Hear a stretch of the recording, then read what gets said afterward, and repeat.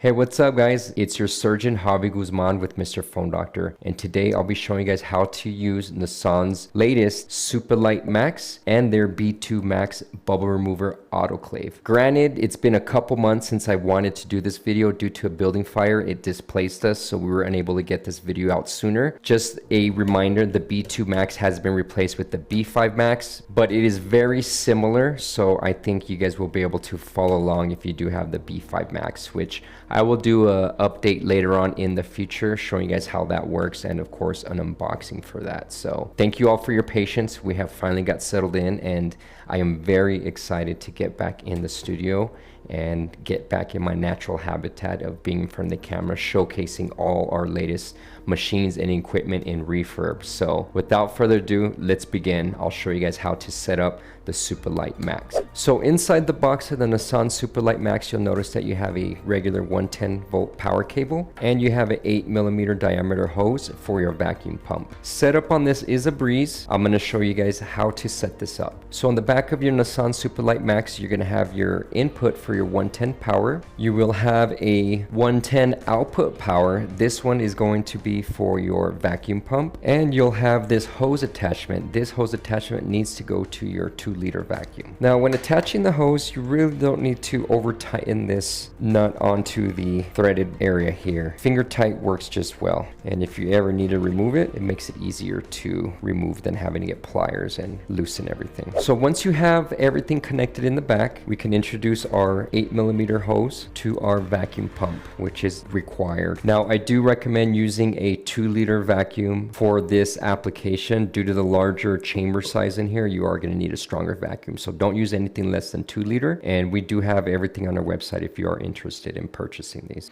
And of course, do not forget to fill the vacuum pump with oil. You can see that we have it about halfway full right here. And just take note that when you're filling up the vacuum with oil, never go past either the half or the 3/4, okay? If you go over the max, it's no good for the vacuum pump, so 3/4 to half will be safe. Now let's plug in our hose onto our vacuum, and this also has another nut which we will just finger tighten it. The vacuum does have a power switch as well, so please keep note of this. You want to always make sure that this power switch is on. Now by this vacuum being switched on always, it means it's going to be controlled by the Supa Lite Max. The Supa Lite Max is going to tell it when to turn the vacuum on and when to turn it off. That is the biggest reason why we plug our vacuum to the back of the Supa Lite Max. Now we can turn on the Supa Lite Max and we have power.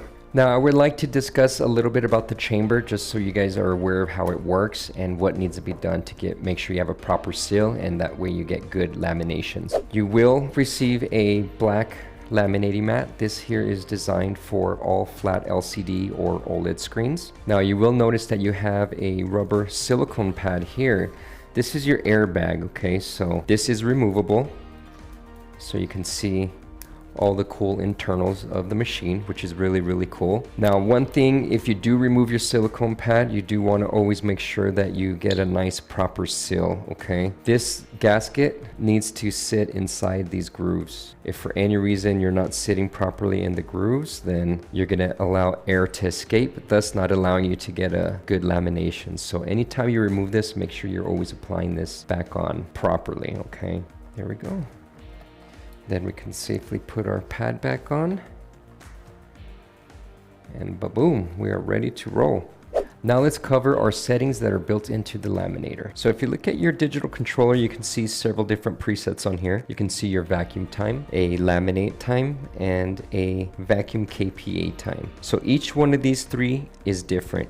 Vacuum time, this is going to tell you how many seconds it's been since the air is being drawn out of your chamber. Now laminate time, this will tell you how many seconds has been since the airbag has popped up and laminated onto the screen. And your vacuum, that's going to be your KPA. That tells you exactly how much KPA is being drawn from your vacuum itself. Now keep in mind that this is going to vary depending on your altitude. Over here we're at a higher altitude, so our KPA time is going to be lower.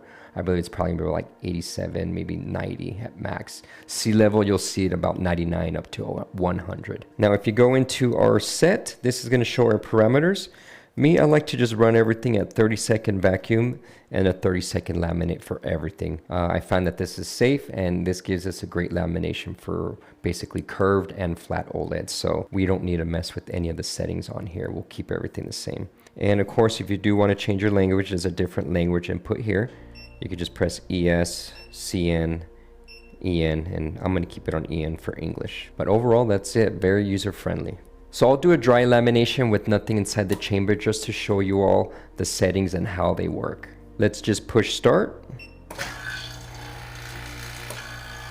So you'll notice that our vacuum here is drawing air out, and we're going to get to about negative 91, 92, and it looks like we're bottoming out there. So once you get to nominal time on your vacuum, then you'll notice that your vacuum time, this is when your timer will begin. So it's going to go up to 30 seconds here. Once that 30 seconds goes, you'll see that the airbag engages. Airbag has pressed up, and it'll continue to press up until our time runs out here on the timer.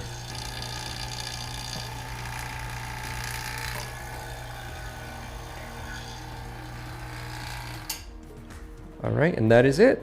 The vacuum has finished. So that, my friends, is how you would run the Nasan Supa Lite Max with the 2-liter vacuum. Let's move forward so I can show you all how the B2 Max Autoclave works.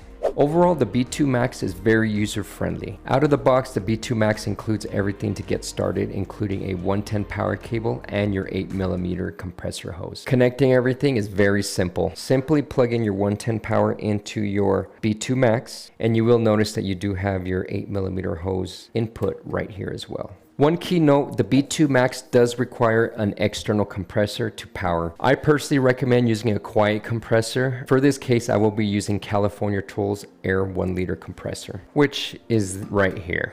I like to make sure that we attach a NPT adapter onto the compressor hose. This just allows me to freely insert my cable and remove it whenever I like. So we have a lot of these lying around the shop that we can just plug into the compressor as we need it. And the other end, we just plug into the NPT on the B2 Max, like so. You will notice on the back end that there's a adjuster knob for your pressure, okay? This is a pressure regulator. I recommend not fiddling with this. By default, this should already be set at 0.6. But if for any of you out there you do want to tamper with it, you can just simply pull it out, and you just turn it up or down depending on if you want to increase the pressure or decrease it. With everything plugged in, we can safely turn on our B2 Max. You will hear a beep. That means it is ready to be turned on. Now, to turn it on, you simply double tap the on-off button, and you'll notice that you have a flashing 45C. Now, this flashing just lets you know that your temperature is set at 45 degrees Celsius. Now, if you do ever want to change your temperature, you can by hitting this set on the Celsius. You can see that right now it's on, and we have it at 45C. You can do 50, 55, 60, and that's it. Me personally, I like to recommend 45C on this, okay? Now, you will have your start stop. When you're ready to start it, you just double tap on your start. Time is your pressure time. Once you get your chamber full of air, this is how much time it's gonna hold it full of air, so that way you get all the bubbles removed. So if you notice, we can cycle through here. Right now I have it at 6 minutes, but I believe it goes all the way up to 19.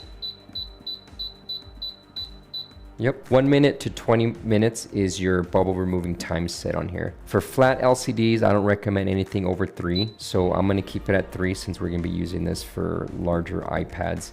If you're doing any kind of OLEDs, like Samsung curved screens, you can do anywhere between 8 up to maybe like 12, 15 minutes, depending on the severity of the bubbles. Great, so once you have that set up, you can start, stop it. But just a key reminder, it won't start, stop unless you have your door closed. So if you have your door open, you will not be able to start it. There is a latch on here that switches the autoclave to engage. So you need to make sure that you firmly close the door and you hear it click. Now inside of the autoclave, you do have all the tools that I didn't show you that were included. You also get a gasket and the hose with a splitter. But you get a nice little plate here so you can slide in and out your devices. So you can set your screen on here, slide it in, like so. Latch it, and we will start.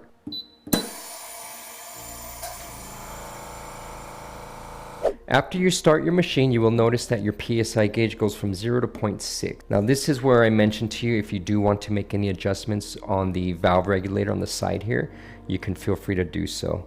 But as I recommend, 0.6 works great for everything.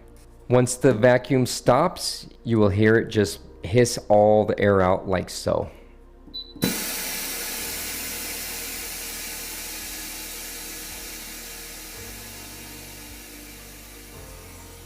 Then you can freely open up your autoclave and remove your screen. So that's pretty much it, guys. That's a setup and use on the B2 Max and the Supa Lite Max. I really hope you guys got some useful information out of this video. If you guys are interested in purchasing, please visit my web store, training.mrphonedoctor.com/shop. We have all our tools and equipment readily available for sale.